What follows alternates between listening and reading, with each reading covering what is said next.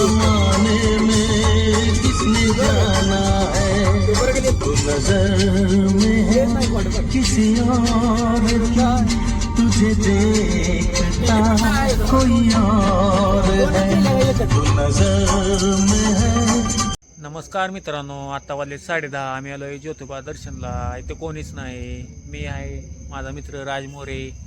चला तर बघू.